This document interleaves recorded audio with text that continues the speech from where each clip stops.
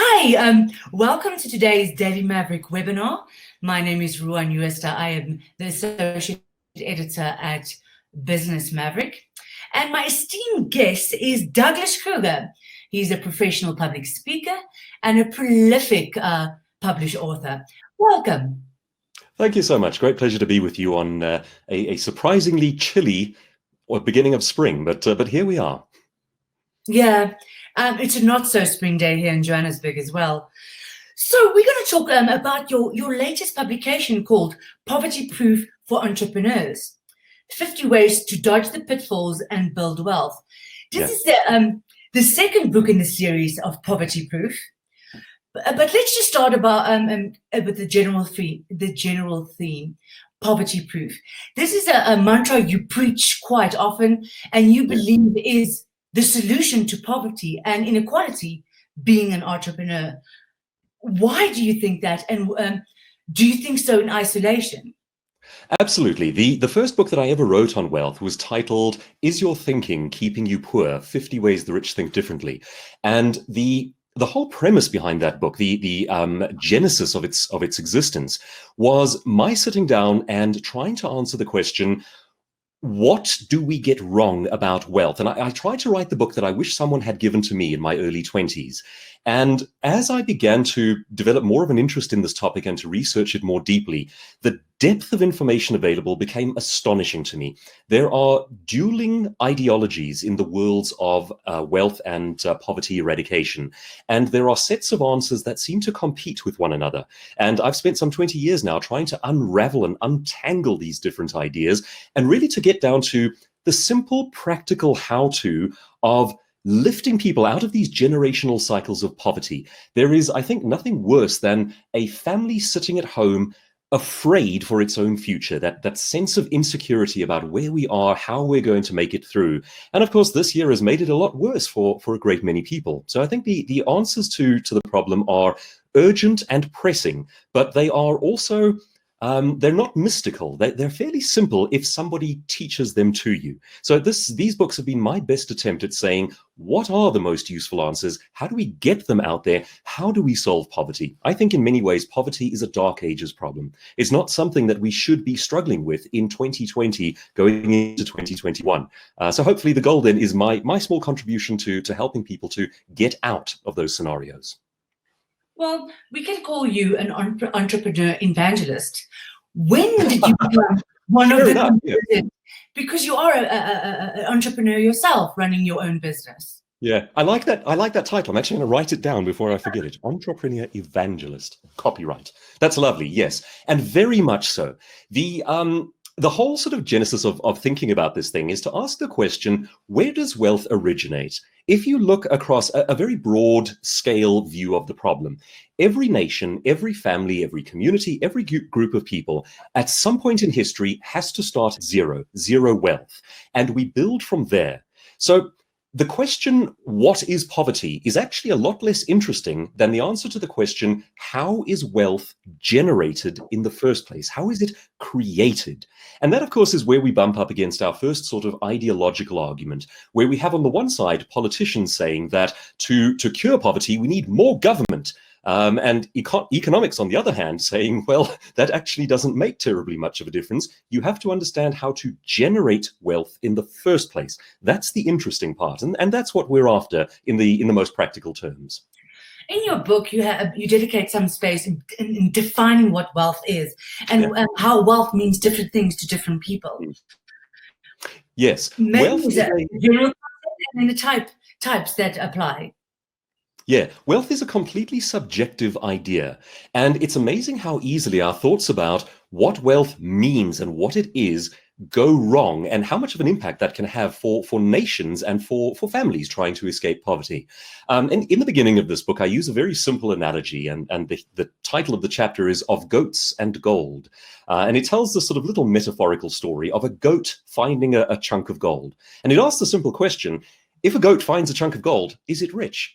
And the answer to that question is no, because gold has no intrinsic value to a goat. And that points out to us by means of this sort of unraveling of this metaphor that value and wealth and money are subjective ideas. They are what human beings decide is valuable to them at the time. And that offers some amazing scope for looking at how wealth generation works. Because we can start off by saying, at the most basic level, wealth generation comes from meeting human needs. Needs like we have to eat, we have to sleep, we have to have safety, and so forth. And each of those things can generate industries and forms of business. But there are also things that are much more subjective, such as entertainment. Entertainment is one of the most valuable things available to us. And it is not necessarily a need defined as something that keeps us alive. It is deeply subjective. And in the book, I then go into how you can amplify your value. I mean, you might argue, for example, that Beyonce singing a couple of songs is worth $1 million at an event, whereas a person who comes out of the street corner and juggles between changes of lights is also offering entertainment, but is not drawing in the same amount of remuneration. So we start asking practical questions about how you raise the value of what it is that you offer. But the starting point of the entire project of escaping poverty and building a business is that idea of value. What do human beings want and need? What do we find delightful? What are we willing to pay for? And for the entrepreneur, you then ask clever, sort of more strategic questions based on that, such as how do you amplify that value? How do you sell value to more people? How do you delight people more fully based on the path, the business that you have chosen for yourself? So the whole starting point is, rather than saying, I'm good at a thing, or I have a passion for this, the whole starting point is to say, what is value and how do you construct a business with that understanding in mind? And in doing that, what I'm trying to do is actually a very simple thing. It's to say, what goes wrong when we try? We know that entrepreneurship is one of the great solutions to poverty. All around the world, we hear things like small businesses need more encouragement and we need entrepreneurship. But the problem with that, of course, is that many things go wrong when people try. The stats vary from place to place, but in most nations on earth, most people who try actually fail. And they fail for simple reasons. So what I've tried to do there is to define the reasons, to unravel this whole picture of how value works, and to point out where the traps and the pitfalls are. And that's the whole point of the book.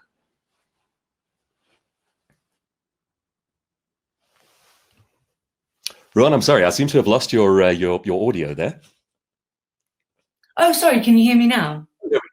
Right. Loud and clear, yeah. So on an individual level, we still have to determine our own wealth, our own value, and the way we will build wealth. But in your book, you're very specific about what we should not be. You said there are 6 types of people that will remain poor. Yes. Yes. That they will never be able to unlock any wealth if they have these mindsets entrenched in their in their belief system. Yeah.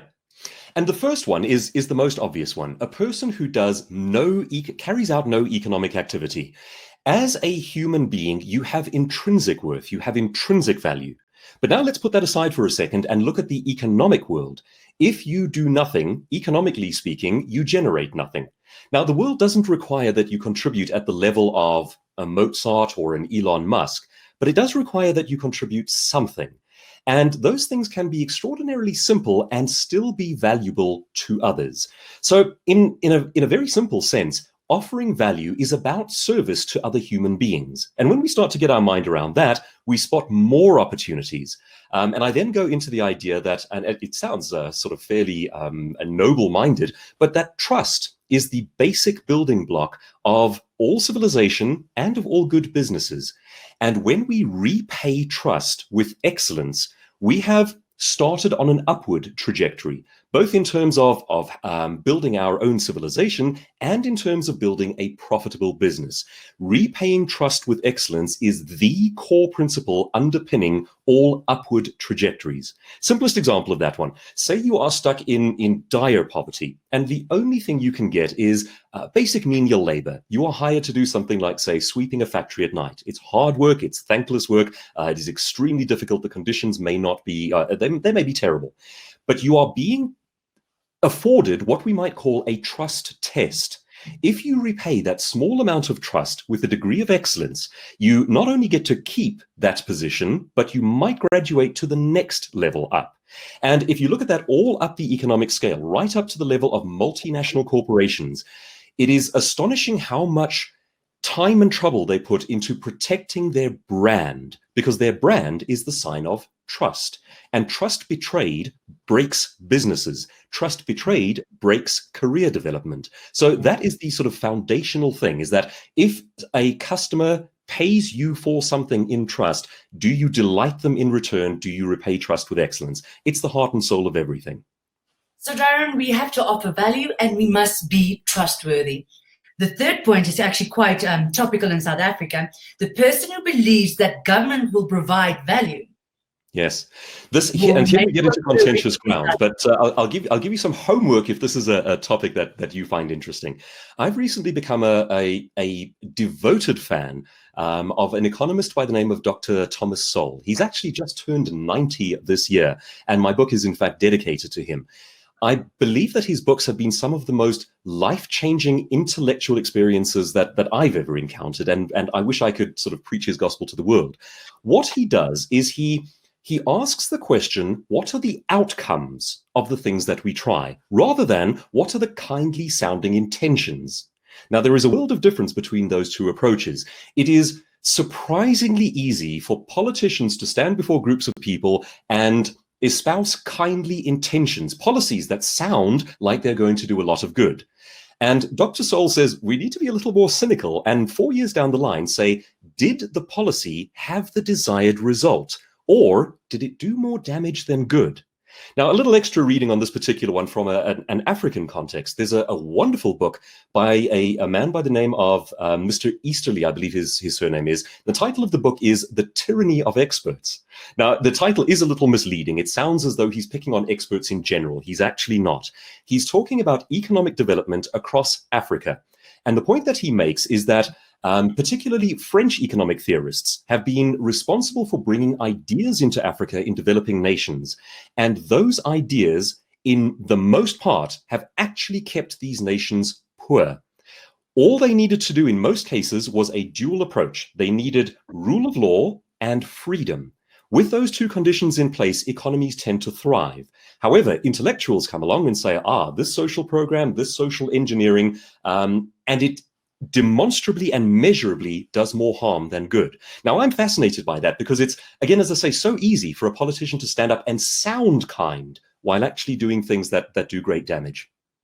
And of course, a person who thinks and sits around and waits for help from government will never break that. Yes, and here I go into a little bit of specific detail in sub-Saharan Africa, where the entrepreneurial opportunities are immense, but reliance on government is possibly the most dangerous thing you can do.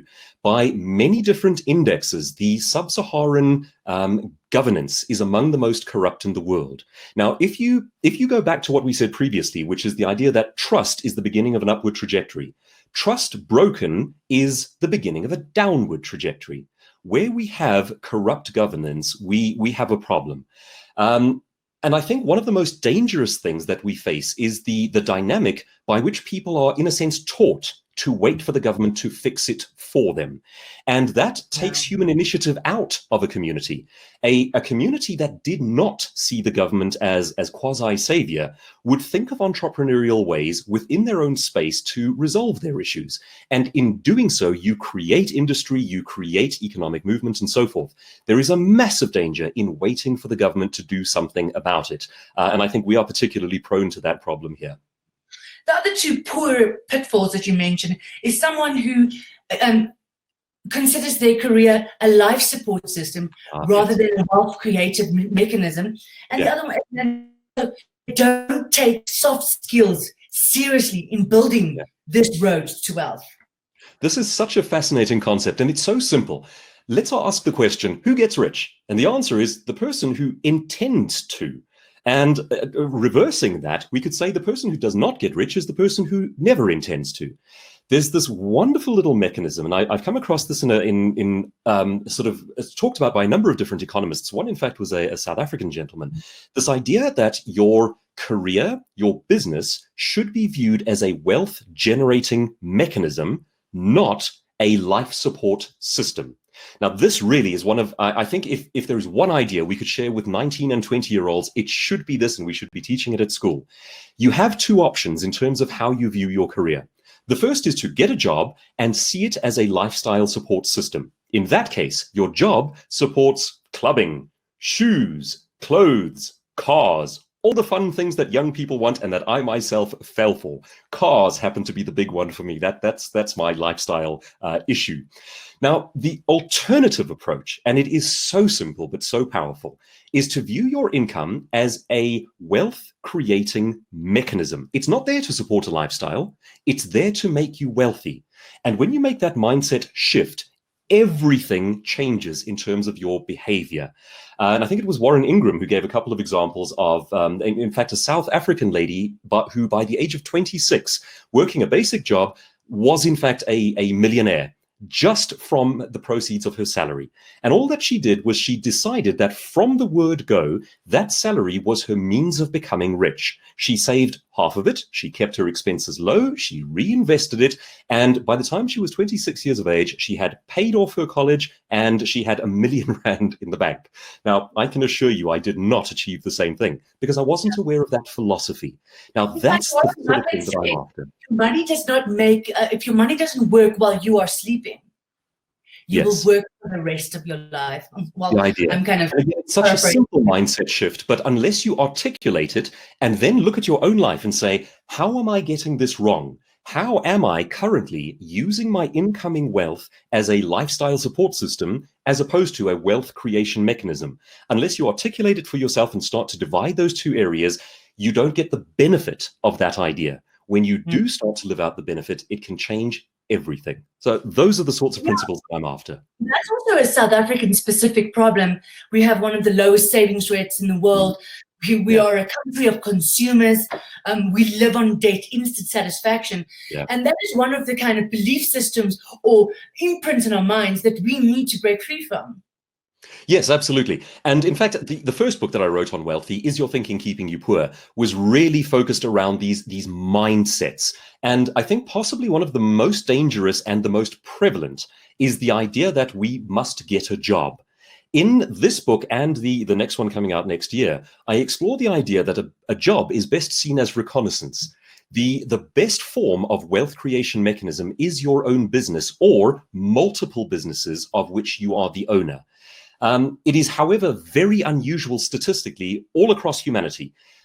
Interesting stat, most of the world's millionaires and billionaires alive today are first-generation business owners. They are not inheritors of wealth or privilege. They are people who have started their own business. Now, that's a fascinating stat. It means that is where the primary wealth is to be found.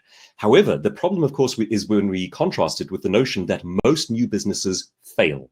So what we're after here is this idea that you have to be brave enough on the one hand to create your own wealth generating mechanism, but clever enough on the other hand to look for what goes wrong and solve those issues. And the entire structure of the book is really looking for what goes wrong and how you can avoid falling for those traps. And I'll give you, one example of a commonly known one and one less commonly known one. The one that most people tend to be aware of is cash flow. Cash flow tends to be one of the big three that sink new businesses, which is to say it's not that they're struggling to get new customers, it's that while they are servicing a big deal, they're waiting for the money to come in, resources are going out, and that time period sinks the business. That's one of the most common ones. Now, here's one that most people are not aware of. Some surveys put the rate of business failures at 33% as a result of this one issue, which is theft from the business. Now, here we're not talking about casual pilfering. We're not talking about someone stealing pencils or Post-it notes. We're talking about the person who has access to your books and to your accounts siphoning money directly out of your business. 1 in 3 businesses fail for that reason. And that's not one we commonly talk about. However, if you are aware of it, you can take safeguards against it. Now, of course, the problem here is that most people who are con men are very charming. They work hard to look trustworthy, and if caught out, they are very penitent. And they tend to have great sob stories about how they're trying to help a family member and they'll never do it again, and if you'll just overlook it. And the stats show that if you do overlook it, they will do it again. So it is the awareness of these pitfalls that makes all the world of difference. The next thing is soft skills. We have two readers or two listeners, Liz Brown and John Hooker, both asking, how do they sell better? How do they improve their sales skills? And that is a soft skill, right? And it's important to do that. Yes. Okay. So let's look at the soft sales, both from the perspective of soft skills on the one hand, and that's a very important one, and then from the perspective of how you set your business up structurally on the other hand. So starting with the soft skills one, Forbes magazine had an article, I think about a year ago, that asked the question, what is the number one soft skill that you can learn that has the most direct bearing on your income? Which one most affects money? And the answer, to most people's horror, turned out to be public speaking skills. If you can stand up and present and speak in public, that has more bearing on your income, your salary, your business growth, and your career trajectory than any other learnable skill. Now, of course, that one is so deeply associated with fear. I mean, the joke goes, they ask people, what is your number one fear in the world? And most people around the world will put death second and public speaking first. And what that teaches us is that at your average funeral, most people would rather be the guy in the box than the one delivering the eulogy. So there is this immense fear around this topic. However, it is very much a learnable craft. I'm a member of Toastmasters, for example, and I have been for some 20 years. And I was a very shy individual coming out of high school, and that changed my entire makeup and has become the basis of what I now do for a living. So it is a learnable skill, even for the desperately introverted. So in terms of being a more effective salesperson, learning skills like how to present, how to take your offering and make it come alive in the minds of your prospects and customers, that is immensely powerful. Now that hints at part two of the answer, which is how you actually approach your market structurally. Most entrepreneurs tend to make the mistake of being self-focused rather than market-focused. And it's such an obvious mistake to make. We think in terms of hoping that people will be kind to us and buy our product. It doesn't work that way in the real world of entrepreneurship. Our orientation should be around the consumer, who they are, what they want. I mean, it sounds like the most simple thing, but you have to do this on purpose. I'll give you a simple example of this one. You don't even have to talk about your product itself in order to sell effectively. You can talk about who the consumer is and who they're trying to be. There's a wonderful example of this one from Toyota. Their Land Cruiser is often seen as one of the most sort of macho cars out there. And one journalist joked that as you look at it, you can actually feel the hair on your chest growing. So that's kind of their sales pitch. That's who they're trying to appeal to. And one of the ads that I watched on the Land Cruiser spent 2 minutes talking about the consumer. And it said things like, you can't be tamed. You're out there conquering the wild. This is you. And for a 2-minute period, they said nothing about the car. They only spoke about who the consumer wants to be as a result of the car. Now, that is a very powerful switch and a very effective one in terms of selling more effectively. Stop thinking about yourself and your desire to sell. Start thinking about your consumer and their desire to live with your solution. Now, that might mean, let's take another example. Say, for instance, that you create charming teddy bears. You design something artisanal, something creative, something very specific. What you want to be thinking about is not your creation of, but their experience of. So when they walk into your store, for goodness sake, you don't want to look like a massive hypermarket with bleak lighting. You want to be a charming wooded alcove that tells a story and transports them. What is the experience like for them? Who do they want to become as a result of what you do? Now, that's sort of a poetic example. Let's take a very practical one. Say, for instance, that you are selling rental excavators. How on earth do you talk to the customer about who he or she wants to be?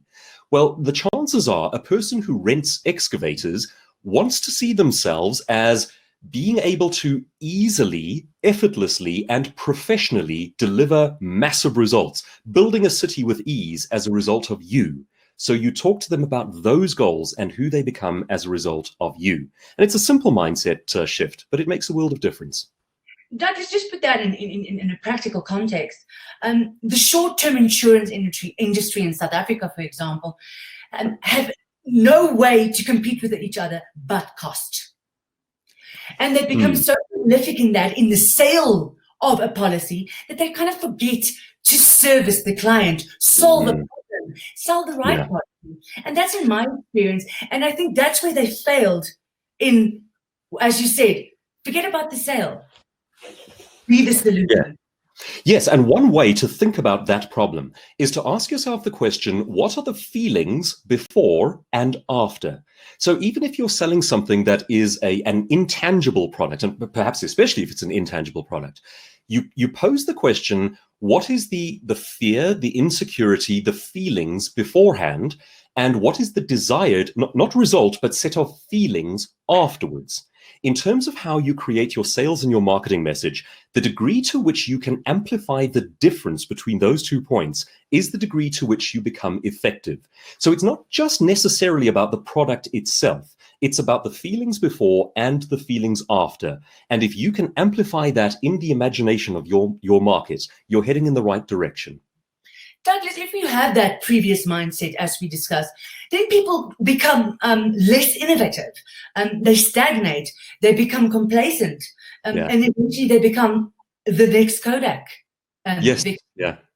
Absolutely. And there are several ways in which you can look at innovation. There is what we might call the dangerous bold way, which is to say that you do complete blue sky thinking and you say, what has never been done before?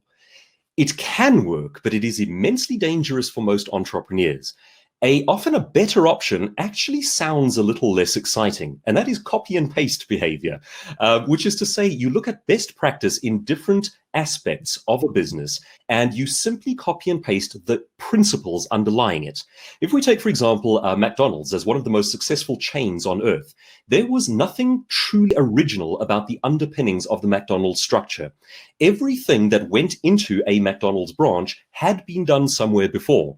What was unique was in taking all of those different success principles and combining them in one place. There is something, in fact, a little oddly arrogant about thinking that as innovators, we have to do something that has never been seen before. Even in the world of art and great creators, if you look at the life of someone like Michelangelo, you see how he learned from Da Vinci and how each creative person learned from the people who came before them. And I think this is particularly true for creative entrepreneurs. Anyone who sings, speaks, photographs, draws, create something artistic. We have this sort of temptation to say we must do something that has never been done before and act as though we live in a vacuum. And it is A, not necessary, and B, a terrible approach to a business. What you should in fact do is go, who are the superstars of an industry?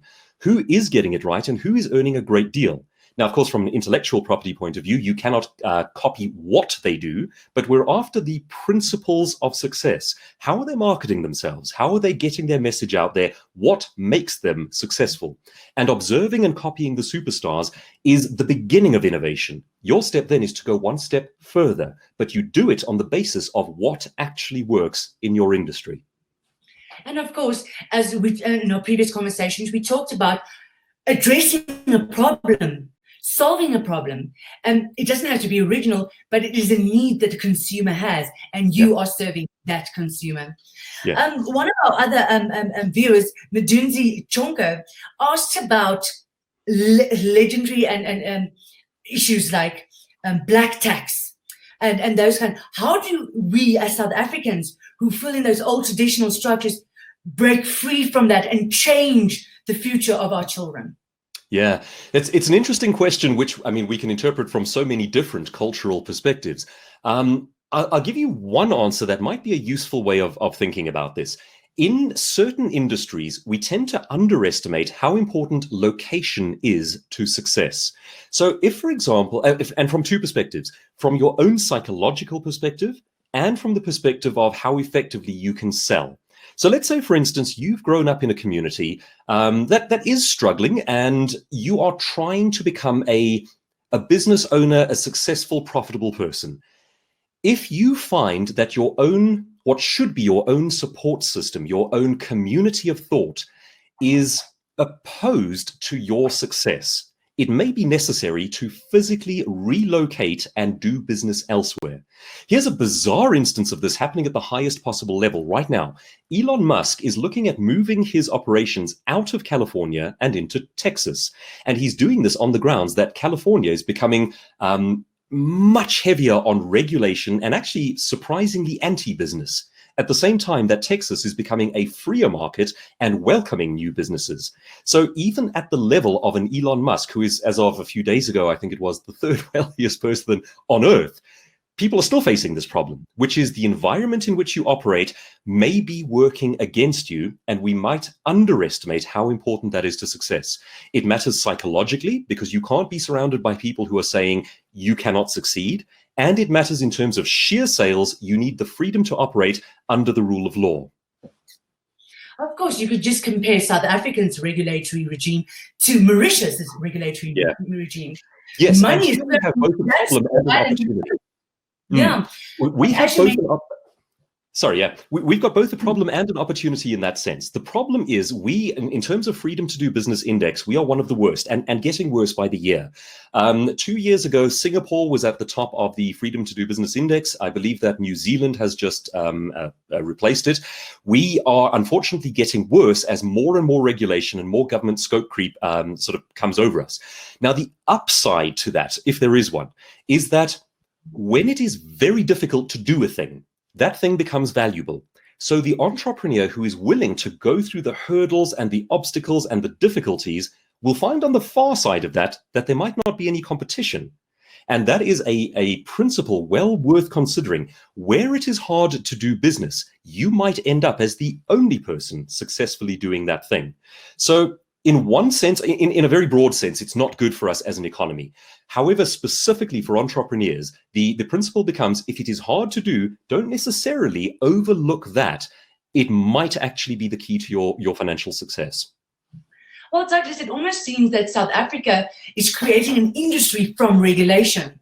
You know, they implemented laws of business rescue, new industry, a new tax regime, a new industry. Yeah. You know, people are actually using legislation as a tool for entrepreneurs, and they've got the added bonus that people have to use them because the law says so. Yes, absolutely. And it places burden on the resources of entrepreneurs. But unfortunately, the regulatory bodies are incentivized to exist. They draw salaries from it. They draw income from it. It becomes a profit generating mechanism for them. So it becomes hard to get rid of them. It is immensely difficult to get rid of this extra infrastructure on top of existing infrastructure. Dr. Thomas Sowell on that topic again is absolutely extraordinary. And that is one of the things he's very passionate about. And we struggle to actually determine the value that they bring to the table.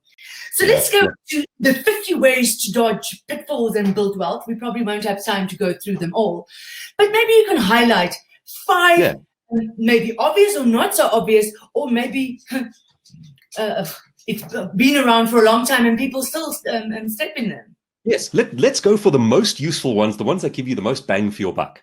So point number 1 is that entrepreneurs need to focus on 0 to 1 behavior. Now, that's just a sort of a little clever device for saying that you need to focus on sales. The sale is where the wealth originates in every economy, in every business, in every industry. Take away sales and no money is made. Now, that sounds like a very obvious thing to say, but entrepreneurs miss it. We tend to spend a great deal of time focusing on making the business look nice, designing the cards, getting the website just so, buying a fancy new blazer, and all of the things that constitute setup. None of those things actually represent 0 to 1 behavior. The only time you're engaging in 0 to 1 behavior is when someone buys something from you. That is all. And here is one of the great dangers. If you get funding for your business, the temptation is to think, well, 0 to 1 behavior, money has come in. Incorrect. Money has not come in. What you have done is you've incurred great debt. You've gone backwards. So it may be necessary to do that, but it is not 0 to 1 behavior.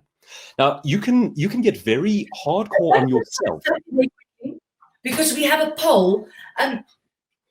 You said you have to be a salesman, but can everyone be a salesman? Can everyone be an entrepreneur? So Okay, we're going to I run a think little this is an important distinction. entrepreneur they are. Yeah, I don't think that everyone should be a salesman. In fact, I think that line of thinking is counterproductive because it scares off a lot of potential entrepreneurs. The difference is actually this. To become wealthy, you have to own the proceeds of the sale. You have to own the selling. That doesn't mean that you have to do the selling. So, for example, you might own a business that has 5 salespeople. That means that you own the selling. Every time an item is sold, your business profits. And as the owner of that wealth generating mechanism, you personally become slightly wealthier. It might mean that you do the selling, but generally speaking, it's actually a bad idea. You don't want to be an owner who is out there doing the selling all the time, because then it's hard to scale up. So the principle is not actually that you must do the selling, it is that you must own and benefit from the sale. One of the most wonderful examples of this one, I think we chatted about this last time, was Charles Schulz, the cartoonist. As the owner of his own business, he would draw a 3-panel comic strip every day and he would sell it to 10,000 newspapers. Now, that is not a classic salesperson in the sense of knocking on a door and having to do sales pitches, but he does own the benefit of the sale. And a couple of years ago, Forbes listed him just after Michael Jackson and Elvis Presley as the 3rd highest posthumous earner. So it is actually about owning the sale. Now, that again then might mean that you get people to do the selling, or it might mean that you do effective marketing online, whatever the case might be, but the sale is the point at which wealth is generated. Now, here's how we turn that into a disciplined program for ourselves. There's a wonderful book called Build Your Business in 90 Minutes a Day, and I quote a story from it. This gentleman in the UK decided to quit his job and he was going to become a business owner and grow rich. Some 6 months down the line, his best friend takes him aside. He asks him a simple question. He says, if your goal is to become rich as a business owner, what's the most important thing? And the guy sort of scratches his head for a second and he comes back with the right answer. He says, well, getting and keeping customers, that's the most important thing. His friend says, right, so when did you get and keep customers today? And he says it rocked him to his core because he didn't have an answer for that one. And I think that's what goes wrong for a great many entrepreneurs. If you ask them what's the most important thing, they'll glibly say, yes, getting and keeping customers. So when did you do it today? Now, one of the things that I recommend in the book is to give yourself a scorecard for ensuring that you stay on this 0 to 1 behavior that prioritizes selling. And it goes like this. Let's take the example of, say that you are a journalist and you want to become a wealthy journalist. Now, where is your point of sale? It is when you sell a story, an article, or a feature to a publisher, an editor, or a broadcaster. Once again, it's always that point of sale. Now, if you had to give yourself points for what you do during the course of a week, most people would find that their points come out very low if you give a weighting to what sells. So let's unpack that one. As a journalist, you might submit an article to an editor. That would earn you 10 points on the 0 to 1 behavior scale. That is a 10-point activity. That's the sort of thing you should be doing. Sending a proposal to an editor, that might be at 9 points, 10 points, somewhere thereabouts as well, because it also encourages the sale. What about spending 3 days at a writing retreat? Well, that might get you 2 points. It's much harder work, it takes a lot longer, but it doesn't generate sales. What about things like going and having coffee with another writer? 1 point, because it doesn't generate sales. Now, if you take all of your activities for the week and you give them points of this nature and you put a heavy weighting on 0 to 1 behavior, you can surprise and horrify yourself at how little 0 to 1 behavior you actually do during a week. If wealth is generated from the point of sale, then that is the thing we must be focusing on, and relentlessly so. Oh, sorry, Ron, we've lost the volume there again. I said, let me just correct you there. There's no such thing as a wealthy journalist. Bad example. The job. So let's talk about your career space. You are an entrepreneur. You own your own business. What have you learned, or what pitfalls did you step in during your career? And what did you learn from that? And do you actually apply that advice in the books you write and the talks you give? Yeah, so I think my biggest mistake was one of positioning. And it's taken me a long time to learn and to get my head around this idea of positioning. And in fact, so much so that I then wrote two of my books on that topic. One was called Own Your Industry, How to Position Yourself as an Expert. And the other one is What Makes Them Great. And it asks the question, what is the difference between an entry-level operator and a pinnacle player in any industry? And this is particularly for people like myself, speakers, authors, trainers, performers of one sense or another. And I asked the question, what differentiates the Oprah of TV, the Schwarzenegger of bodybuilding, the Nigella Lawson of food, the Jeremy Clarkson of cars? And there are specific answers to that one. Pricing was one that I struggled with to a great extent. I had been in the industry as a speaker for some 10 years when an older and more experienced speaker pulled me aside and he said, Doug, you're making a mistake with your costing. And I said, well, what, am I too expensive? And he said, no, you're too cheap. And he said, I want you to double your fee. And I mean, my jaw fell open and I said, well, Paul, this is my friend. I said, I'll starve to death. If I double my fee, my business will disappear. And he said, you don't have to understand it. You don't even have to believe it. Just do it and watch what happens. And I kind of threw my hands up in surrender, tried it, and that year added a third to my total business flow. And that was when the penny dropped. And I sort of thought, oh, pricing is part of perception. And all of that is part of how we position ourselves. So I think probably the hardest thing for me to learn was not to see myself as an amateur and to start to understand the dynamics of graduating yourself up the scale that represents expert positioning. And there is so much you can do to do that on purpose. Pricing is just one part of it. And of course, you won't waste your times on the cheap jobs that don't build wealth for your future. Yes. And in fact, you can put pricing to that one as well. There's a great story about I believe it was a doctor who was told to double his fee. And he said, if I double my fee, I'll halve my clients. Well, yeah, that's fine. That's half the work and the same amount of money. But yes, and the thing is, we tend not to believe that this can work. There is, however, an ethical side to this issue, which is to say, if you want to position yourself as the Mercedes of your industry, you have to offer that level of quality, which means you need a depth of understanding and you have to bring that much value to the equation. But if you do bring that much value to the equation, you can bring the attendant price tag. Yeah, so the price you charge is worth the money. So a little poll is in of what type of entrepreneur people think they are. 35%, well, 36 now, say they're established entrepreneurs. 22% are startup. 7% are has-beens. And then 33% want to be entrepreneurs. So there seems to be the drive and the want and the dreams to do so. Yeah. But as you say in your book, it's a hard job. The stakes are high. You can either make it all or you can lose everything. Yeah. So what is your advice to these want-to-bees on day one?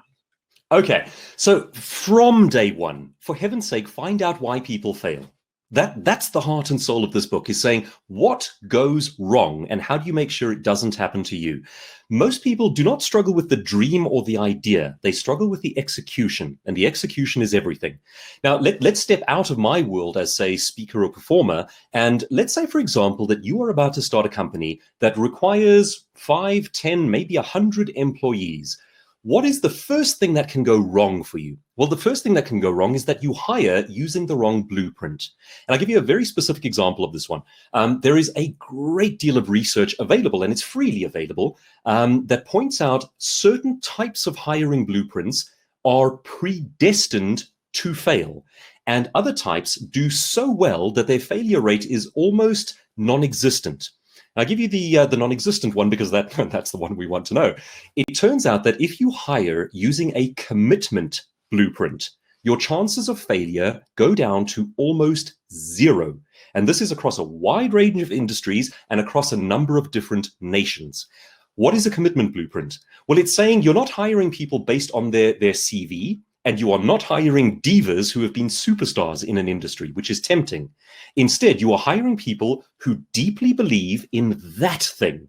So if you start your company using that blueprint, your chances of success go up exponentially. Now, of course, the picture then gets a little bit more complicated, where 5-6 years down the line, the commitment blueprint is no longer the most effective one. So let's just throw that spanner into the works. When you're starting out, you do not want to hire people simply based on varsity qualifications or based on the fact that they are superstars in their industry. The diva blueprint is one of the most doomed to failure. And that's surprising. It's counterintuitive. So you start with a commitment blueprint that gives you the strongest chance of success during your startup phase. However, 5-6 years down the line, it can lead to groupthink, because a commitment blueprint necessarily entails a group of people who think the same way. Very powerful for getting going, not very powerful for a long-run business success.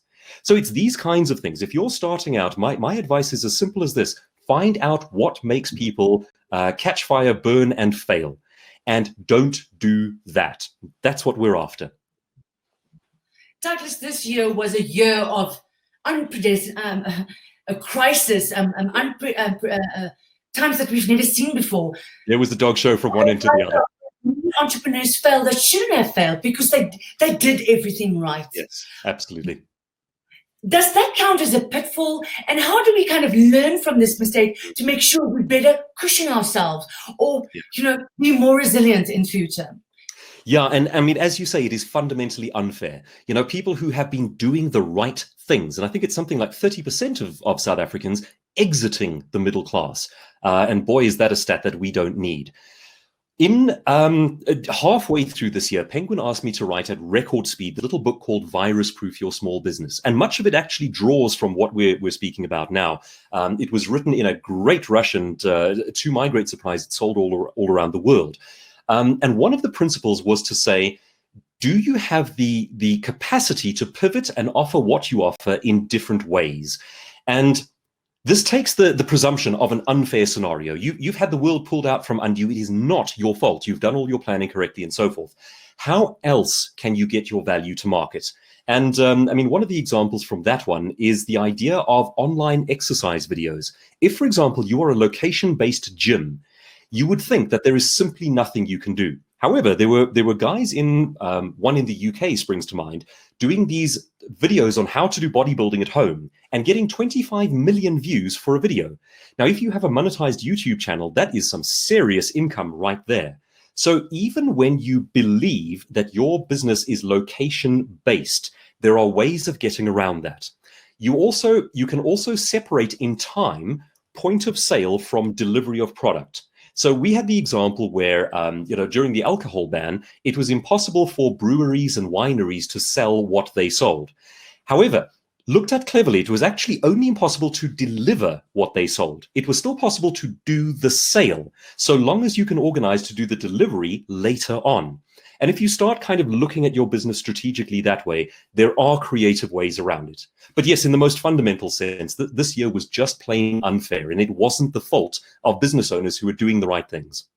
You told me yesterday that your own business is a public speaker, yes. And you have to start thinking out of the box. This brilliant webinar that we are on is the way that Daily Maverick started thinking out of the box with their events. So sometimes you shouldn't waste a good crisis, should you? Yes, I have to say I've been very blessed in the sense that the books were perfectly positioned to deal with a crisis of that nature. So on the one hand, my speaking career evaporated. In fact, I was due to speak at a thing called the Global Speakers Federation meeting, which was going to take place in Namibia. And that was the first one cancelled. And I can still remember thinking, what on earth are they doing? Why would you cancel an event? And then one by one, like dominoes, it just fell.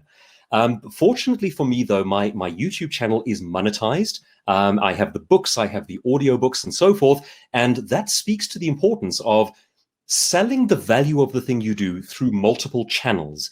Had I not had that set up in advance, this would have been an astonishingly bleak year for me. And also, my wife is employed full time, and thank goodness for that. And from someone who believes in entrepreneurship rather than working for a boss, I have to bow down in abject humiliation and say, thank goodness. Let me just check the time here before we go. So we've got 10 minutes to go. You also talked about a few other things yesterday when we had our discussion about people wasting their time on things that don't make them money. Mm. In the current crisis, people thought, let me open a Facebook page and a YouTube channel, and they were just creating so much content, but they didn't actually generate an income from it. So let's just talk about focus, like you are focused on specific things where you can actually generate an income from, and how important that focus is. Okay, so it's the simple principle that if you're going to climb a ladder, make sure you've placed the ladder against the correct wall. If you're going to work hard at something, make sure that it has the potential to scale up. And in the opening chapter of the book, I look at some 20, I think it's 21 ways in which value is raised. And I break it down to the most simple things that say, if you can take a thing from here to there, that is valuable. If you provide entertainment, that is valuable. If you solve a problem, that is valuable. And I try and give examples of the things people do for which other people pay.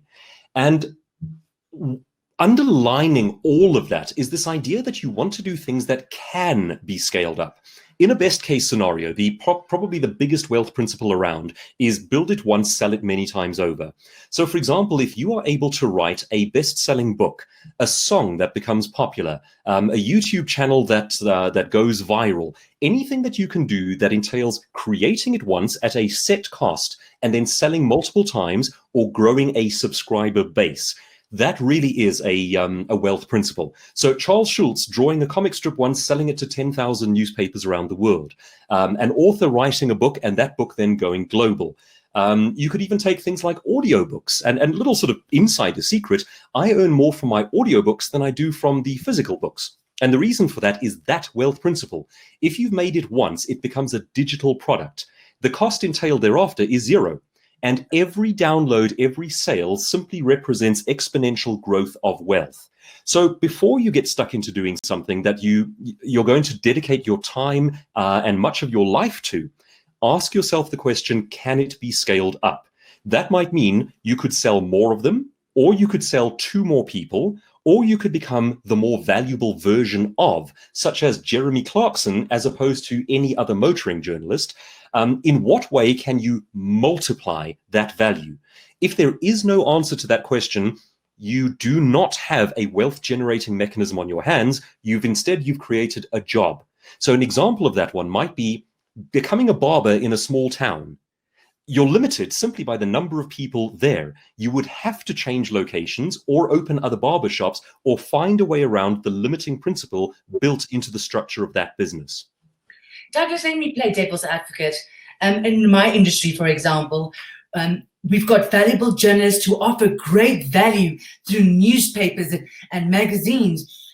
Pop comes in Facebook with fake news in these feeds, and Google steal our ads. That this industry that do provide value and is also specialized skill was cut down at the knees. So how does your advice apply to such a thing where we compete with something that is actually not even real? Yes, it's a fascinating one because it's playing out in real time and we don't know how this one ends. However, what we are seeing is the devaluing of journalistic content through lack of trust. And if you recall, right at the beginning of this conversation, we said upward trajectories are premised on trust repaid. Now, what we're seeing here in terms of things like fake news and terrible social media sites and so forth is trust betrayed. And I think long term, that's going to have some very serious consequences for how people discover truth. And that becomes a problem.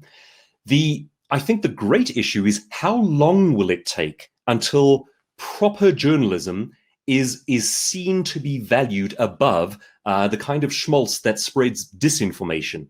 In the interim, will journalists survive it? But ultimately, that trust is going to become valuable because it's not particularly prevalent. And how journalists answer that one can determine whether or not the industry survives. It's a fascinating question. Oh, well, I might be tad biased in saying this, but I think the Daily Maverick model has done it well. And as they say, our motto is to defend truth. And people believe what we're saying. So as a final word of wisdom to our many fabulous viewers, if you want to start a business tomorrow, you have the idea, you have the fire in your belly, you just have to pull the trigger. What would be be your going away message? Okay. You are going to feel extreme amounts of fear and uncertainty. Take this one sentence. Rich is different. The very word rich implies a departure from the median average. Very quick story. One day in high school, one of our teachers sets us a test. He's been teaching about 15 things in the world of business. He asks the question on the day in reverse.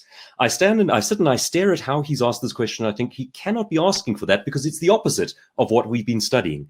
I then spent an hour trying to write this essay in reverse and ended up, I mean, it was gut-wrenching. I ended up being the only one who actually passed that exam.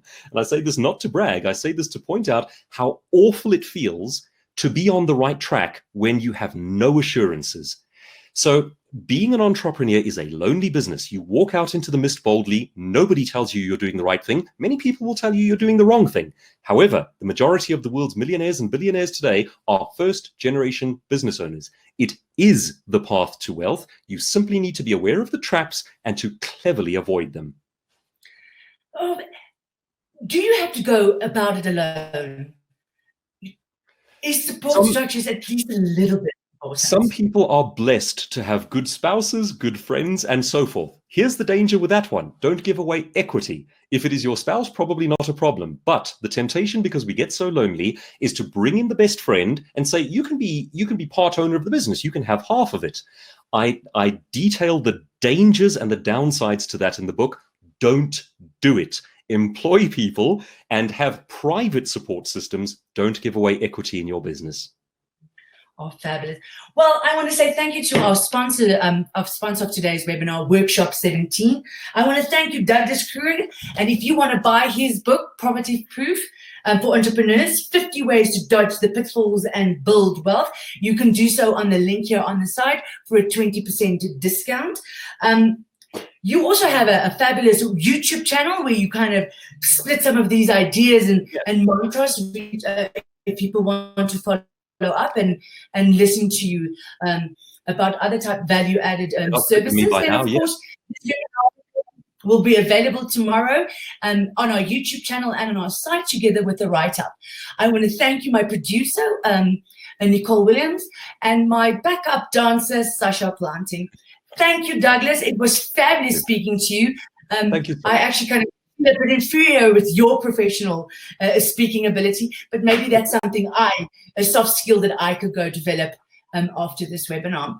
Thank you very much for our viewers, and we hope to see you again at our next webinar, our daily Maverick webinar. Thank you. Goodbye. Cheers.